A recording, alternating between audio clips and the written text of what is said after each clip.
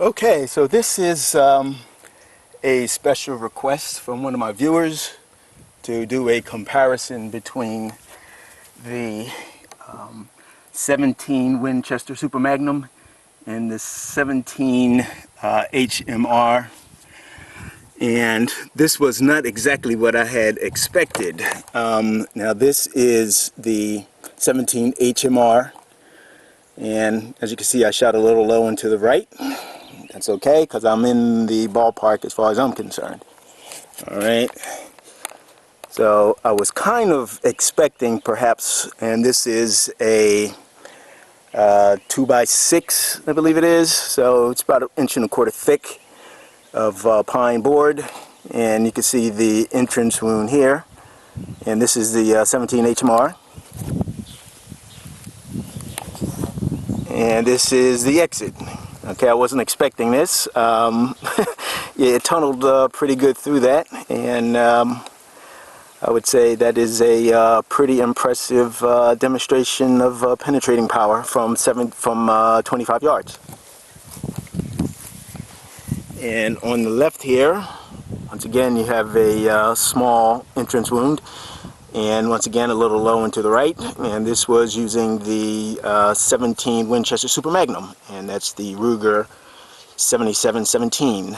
Alright, as you remember, it wasn't really sighted in, but I compensated, and this was my result.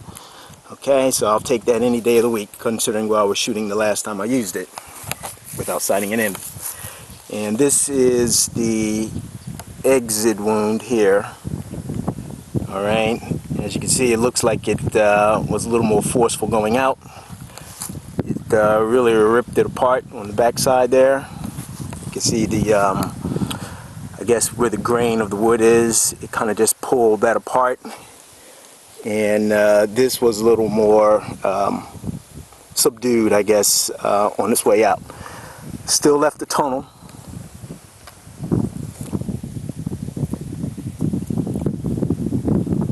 See the all the way through there. On this one, if you get the right angle, you might be able to see light. There you go. But it just didn't open up quite the wound as this one did. Now it could be just whatever the grain pattern is going on with the wood, but overall I think it's just that the 17 Winchester Super Magnum is a more powerful round and is going to do more damage as it passes through. Moving at a much higher velocity, maybe 400 feet per second more, slightly heavier bullet. Okay, I think this was 20 grain. Let me check real quick. Yes. This was 20 grain, and this was 17 grain. So, you know, with the heavier bullet moving at a higher velocity, I think that this is pretty much what you would expect. The composition of the bullets are pretty similar. They're the ballistic tipped bullets.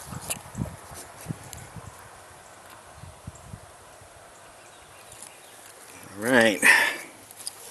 So, that was just a demonstration. As I said, I didn't expect for the 17 HMR to penetrate quite to the extent that it did, but I think that's, as I said, an impressive display of power and energy from both rounds. Okay, so this is a side-by-side comparison of the Winchester Super Magnum. That's 17 Winchester Super Magnum, the empty case beside it, and the 17 HMR with a case beside it.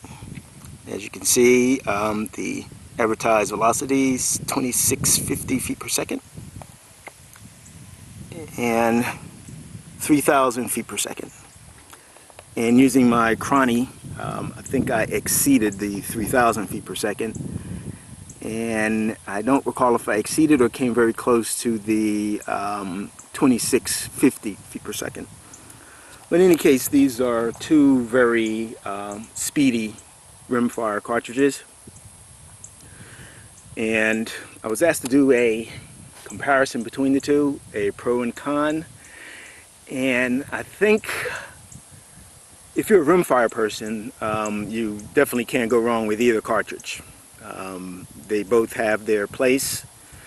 I would say that just due to the sheer number of rifles available and cartridge types available, the 17 HMR is head and shoulders above the 17 Winchester Super Magnum, and that's just because the availability of a wide variety of ammunition types and rifles in which to shoot them. With the 17 Winchester Super Magnum, I think there's 3, maybe 4 rifles that you can get. Savage has one, Ruger has one, Volquartsen has one, and I think that there's a Franklin Arms that may have one as well. I'm not 100% sure about that. I don't know if they still make it, but you only have 4 choices. And so you had better like one of them, or you're really just not going to be able to shoot them for the time being. With the 17 HMR, I don't know who doesn't make them, to be honest with you. I think everyone makes them. And in part, that's because it's been on the market a longer time. 17 Winchester Super Magnum, it's 3, maybe 4 years on the market, I believe. And the 17 HMR has been on the market for at least twice as long, I think. So in that time, it's developed, I guess, a better market penetration than the Winchester Super Magnum has. And the cons, I guess, for both of them is the fact that they're rimfire. You can't reload them. You're pretty much stuck with whatever is manufactured commercially. As far as I know, there's no way to tweak the rounds to change the loadings or anything like that, and it probably would be inadvisable. So I really don't know anything about the capability of being able to do that. Rimfire, for all intents and purposes, is not reloadable, so whatever the market has is what you're stuck with. Now, when I was actually in the process of getting the Ruger 7717 in Winchester Super Magnum, I noticed that there was a 17 Hornet out there. I was like, okay. And I don't know whether or not they would be considered direct competition with each other, but just the fact that the 17 Hornet is a centerfire cartridge, that opens up a whole realm of possibilities in being able to reload and tailor the particular cartridge to your rifle. That's one of the main advantages of any centerfire, is that you can, well, most centerfires, I guess if it's bird and prime, you'll have a hard time reloading that.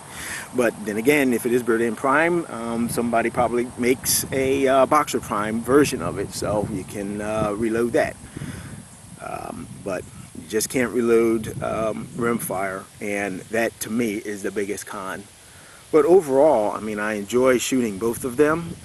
I think that both of them have their place in anyone's collection if they're willing to, deal with having to purchase rimfire ammunition.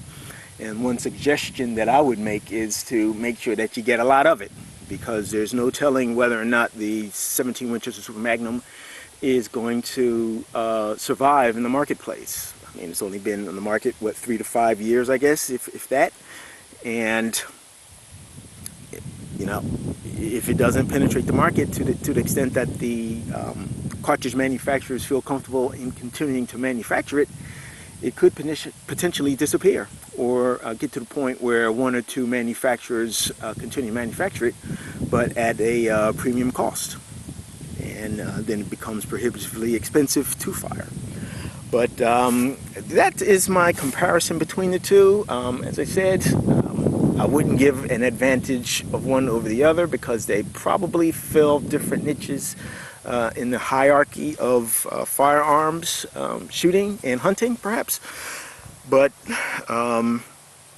certainly the nod would go to the 17 HMR in terms of the availability of different cartridges in different rifles. You can just check your favorite rifle manufacturer, and there's a good bet that he has one. Not so with the 17 Winchester Super Magnum. Alright, thanks a lot, and if I missed anything, you know, definitely let me know, and I'll see if I can accommodate you. Thanks for watching. Bye-bye.